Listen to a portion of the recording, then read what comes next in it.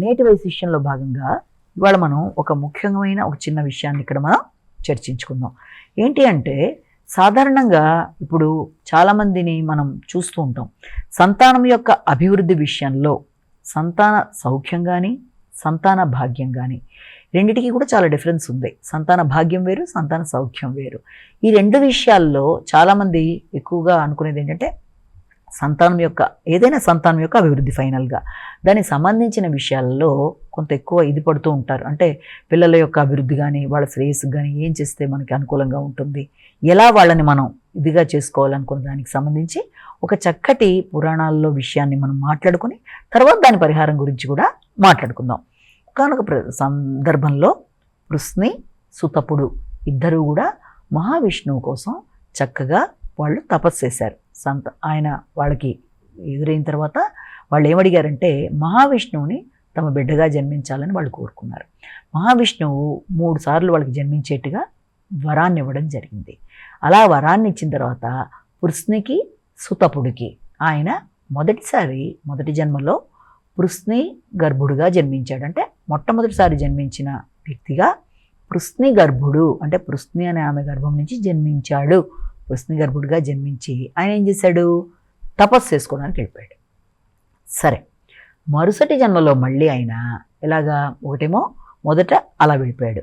రెండోసారి వచ్చేటప్పటికి ఆయన వామనుడుగా జన్మించాడు. మళ్ళీ వృష్ణికి సుతపుడికి వామనుడిగానే జన్మించాడు.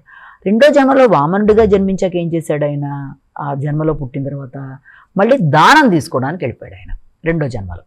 మళ్ళీ మూడోసారి జన్మించినప్పుడు ఆయన ఏం చేశాడు, మూడోసారిగా ఆయన జన్మించినప్పుడు కృష్ణుడిగా జన్మించాడు. ఆయన కృష్ణుడిగా జన్మించినప్పుడు ఆయన ఏం చేశాడు, కృష్ణుడిగా ఆయన వాళ్ళకి ముందు వచ్చినప్పుడు ఇక్కడ మూడో జన్మ ఆ రకంగా జన్మించినప్పుడు ఏం జరిగిందంటే ఇక్కడ ఆయన గోకులంలోనే ఉండిపోవడం అనేది, 3 జన్మల్లో కూడా ఆయన ఉన్నా కూడా తల్లిదండ్రుల దగ్గర నుంచి లేకుండా దూరంగా వెళ్ళిపోవడం అనేది జరిగింది కదా. అంటే దేవకి దగ్గర వాళ్ళ దగ్గర లేకుండా దూరంగా వెళ్ళిపోయి యశోద వాళ్ళ దగ్గరికి వెళ్ళిపోయాడు ఆయన పెంపకానికి.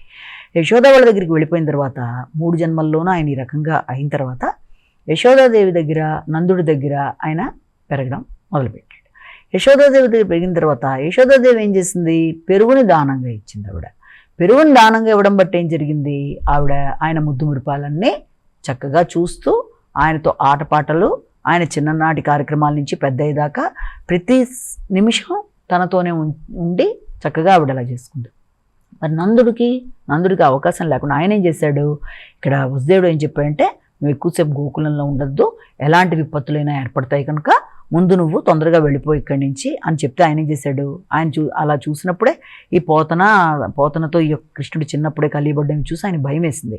ఇప్పుడే ఇలాంటి విపత్తులన్నీ వస్తున్నాయి కదా, ఇక ముందు ఇంకెన్ని విపత్తులు నేను చూడాల్సి వస్తుందో అని చెప్పి నేను ఇప్పటి నుంచే కాపలాగా ఉంటా అని చెప్పి ఆయన దృష్టి అంతా కూడా ఏంటి, ఎలాంటి విపత్తు కృష్ణుడికి రాకుండా కృష్ణుడిని కళ్ళల్లో పెట్టుకొని కాపలా కాయాలన్నట్టుగా దాని మీదే దృష్టి పెట్టుకొని ఆయన చేయడం మొదలుపెట్టాడు అక్కడ. దాంతో ఏం జరిగింది, ఇలాగా ఇక్కడేమో తండ్రి ఆ విధంగా ఇది తల్లిగా యశోద ఏం చేసింది, ఆవిడ ముద్దు మురిపాలన్నీ ఆవిడ చూసుకోవడం అనేది జరిగింది.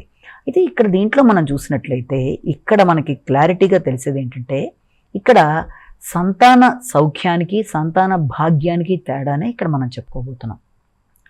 సంతాన భాగ్యం అంటే ఏంటంటే సంతానం ఏర్పడడం, సంతానం జన్మించడం అనేది, సంతానం అనేది వ్యక్తి యొక్క భాగ్యం, అది సంతాన భాగ్యం.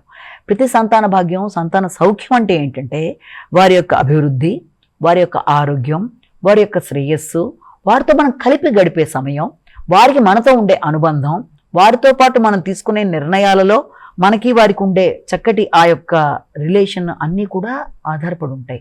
ఇక్కడ చూసినట్లయితే ఇక్కడ మనకి యశోదాదేవి ఏం చేసింది, ఆవిడ పెరుగు దానం చేసింది.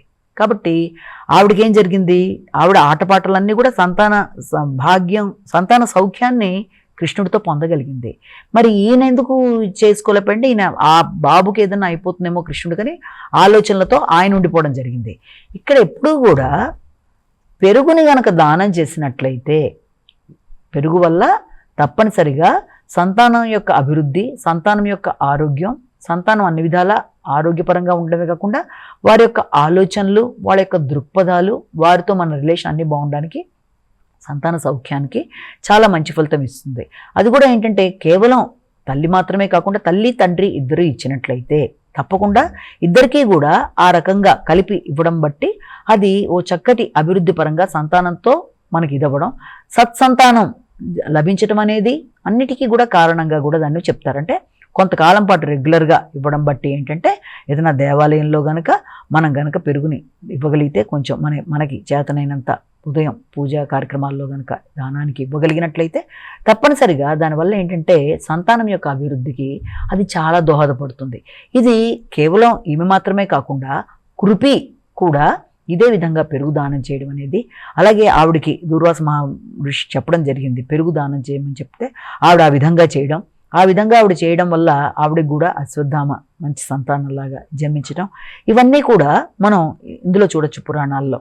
అంటే దీంట్లో మనకు అర్థమయ్యేది ఏంటంటే ఇటు పక్కన ఇద్దరు తల్లిదండ్రులే, అంటే ఇటు యశోదైనా ఆమె భర్త అయినా ఇద్దరు కూడా కృష్ణుడి యొక్క సమయాన్ని చిన్నతనం నుంచి దగ్గరుండి చూడడానికి అవకాశాలు ఉన్నప్పటికీ కూడా ఈయన ఎక్కువ శాతం భయంతో పిల్లవాడిని ప్రొటెక్ట్ చేయడానికి ఆలోచనలన్నీ కూడా ఎట్నుంచి ఏ విపత్తు ఏర్పడుతుందో అన్న భయంతో ఆయన జాగ్రత్తలు తీసుకుంటూ అక్కడ మనసును ఎక్కువ కాన్సన్ట్రేట్ చేసిన విషయంలో చిన్నప్పటి ఆటపాటలు వాటి మీద కాన్సన్ట్రేషన్ అనేది లేకపోవడం, లేకపోతే ఎక్కువ శాతం గడపలేని పరిస్థితులు లాంటివి ఆయనకు వచ్చినా ఆవిడికి మాత్రం అవకాశాలు చాలా చాలా లభ్యమయ్యాయి ఎప్పుడు ప్రతి నిమిషం కృష్ణుడితో ఉండడం అనేది. కాబట్టి ఎవరైతే పెరుగు దానం చేస్తారో వాళ్ళకి ఆ సౌఖ్యం ఉంటుంది. ఇద్దరు కలిపి చేయడం బట్టి ఏమవుతుందంటే భార్యాభర్త ఇద్దరు కూడా పెరుగుని కలిపి దానం చేయడం బట్టి కొంతకాలం పాటు తప్పనిసరిగా దానివల్ల ఏమవుతుందంటే పిల్లలకి అన్ని విధాల అభివృద్ధి అనేది ఏర్పడడం, అలాగే వాళ్ళ ఆరోగ్యపరమైన విషయాల్లో అభివృద్ధి కలగడం, ఇలాంటి వాటికి కూడా చాలా చక్కటి అవకాశాలను ఏర్పడతాయని దీంట్లో మనం తెలుసుకుంటాం. కాబట్టి ఎప్పుడైనా సరే ఏ తల్లిదండ్రులకైనా మొట్టమొదటి ప్రయారిటీ ఏంటంటే సంతానం యొక్క ఆరోగ్యం, తర్వాత వారి అభివృద్ధి, విద్యాపరమైన అభివృద్ధి, తర్వాత వాళ్ళు ఒక మంచి స్థాయికి రీచ్ అవ్వాలి. వీటన్నిటికంటే కూడా ముఖ్యంగా ఫస్ట్ వాళ్ళకు ఉండేది ఏంటంటే వాళ్ళతో వారి యొక్క ఇంటరాక్షన్, అంటే వాళ్ళతో వాళ్ళకి మంచి అండర్స్టాండింగ్ లెవెల్స్ కానీ, తర్వాత ఒకరి వల్ల ఒకరికి ఇబ్బంది కలగకుండా మానసికంగా బాగుండడానికి కానీ తల్లిదండ్రుల యొక్క దృష్టి ఎక్కువ శాతం దాని మీద ఉంటుంది. కాబట్టి అలాంటి సందర్భంలో మంచి ఐక్యత, అంటే పిల్లల మధ్య, తల్లిదండ్రులకి పిల్లలకి మధ్య ఐక్యత అనేది ఏర్పడడానికి, అభివృద్ధికరంగా ముందుకు వెళ్ళడానికి, పిల్లలు పెద్దల మాట వినడానికి, వారి ఆరోగ్యపరంగా బాగుండడానికి, అన్ని విధాల శ్రేయస్సుకి, కుటుంబంలో మంచి అనుకూలమైన వాతావరణానికి ఈ రకమైన కార్యక్రమాన్ని ఇప్పుడు కాదు మనకి యశోదాదేవి కానీ అలాగే కృపి కానీ వీళ్ళందరూ కూడా పెరుగుని దానం చేయడం బట్టి విశేషంగా వారి యొక్క సంతాన అభివృద్ధితో పాటుగా కూడా వాళ్ళకి ఏంటంటే వారితో కలిపి సమయాన్ని చక్కగా ఉపయోగించుకోవడానికి ఆస్కారం అనేది ఏర్పడింది. కాబట్టి దీన్ని బట్టి మనం ఏం తెలుసుకోవాలంటే భగవంతుడినే బిడ్డగా పొందినా కూడా భగవంతుడితో కలిపి గడపవలసిన సమయంలో కూడా రకరకాల టెన్షన్స్తో తండ్రి, లేకపోతే ఆ రకమైన ఇబ్బందుల్ని అధిగమించడానికి ఈ పెరుగుదానం లాంటిది చేసుకున్న తల్లికి తప్పనిసరిగా ఆ యొక్క సంతాన సౌఖ్యం అనేది చక్కగా ఉంది. కాబట్టి సంతాన భాగ్యమైనా, సంతాన సౌఖ్యమైనా, వారి అభివృద్ధి అయినా ఏదైనా సరే దీని మీద ఆధారపడిందని మనం ఇక్కడ తెలుసుకోవాలి. కాబట్టి ఇది ఈనాటి వైశిష్యంగా మనం చెప్పుకున్నాం. నమస్కారం.